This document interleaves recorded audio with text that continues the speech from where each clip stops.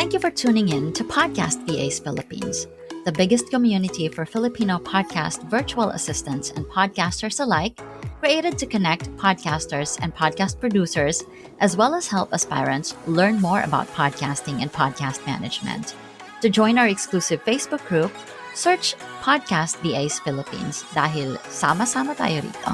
And you don't need to take your podcast journey alone. Podcast VAs Philippines is powered by Zencastr, the first web-based platform that records high-quality audio and now video, because internet dropouts should not affect the quality of your recordings. Sign up for a 100% free hobbyist account or get a 20% off Zencastr's Pro plan for 3 months by using the coupon code PODCASTVAs.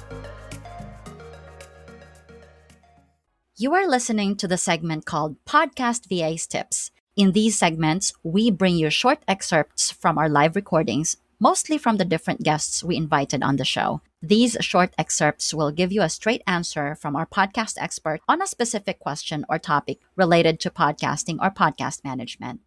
So sit back and expect to learn in 10 minutes or less. So, ayan. With all the things na minention ni Ating Eloy, ito yung secret.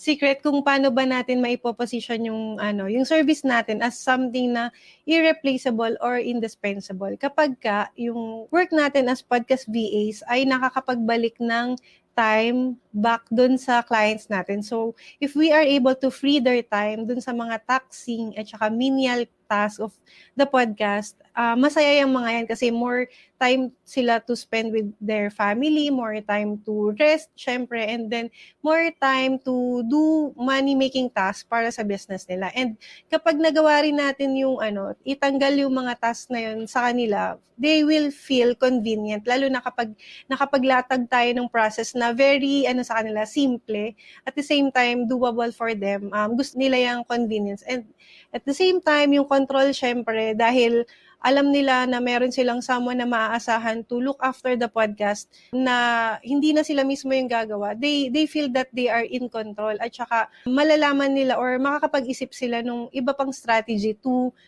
really win their business. And combination of all these benefits, syempre, kapag tayo as podcast producers na maaasahan, we ensure them to win.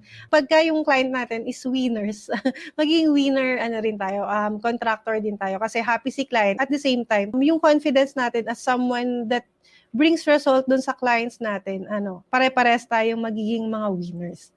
Ayan, Ating Eloy. Ito ang lagi sa tagal na mams na pagtanto na namin ni Se ang secret sauce. Because we always get this yung tanong na paano ba makakakuha ng premium client? Well, na-decipher na namin ni Se. Parang kami throughout the years sa dami na din na nakausap namin sa telepono. Itong 3 C's, we call it our 3 C's sa Value Pod. Pag evident or present itong 3 C's na to sa tao naming kausap, automatic, this is a person na pwede naming ma-serve as premium talaga. Once they have clarity, alam nila kung ano yung goal nila at paggagamitan ng kanilang podcast. Second, yung consistency and commitment. Kasi kung alam na nila, klaro sa kanila na ang paggagamitan nila dito ay para makapagbenepisyo sa kanilang business, magiging consistent sila at committed para sa kanilang community kasi may ready na silang community. Hindi na sila para bang hindi ka na maghahanap ng pag-aalokan kasi yung pag-aalokan mo na andyan na, ready na yung community. So ito yung secret sauce namin ng Value Podcast production ng servicing. Clarity, consistency, and commitment, and of course, community. Our 3 C's. I hope that episode helped. Be on the loop for future episode with loads of learning by subscribing to this podcast on Spotify, YouTube, Amazon Podcast, or wherever you listen to your podcast.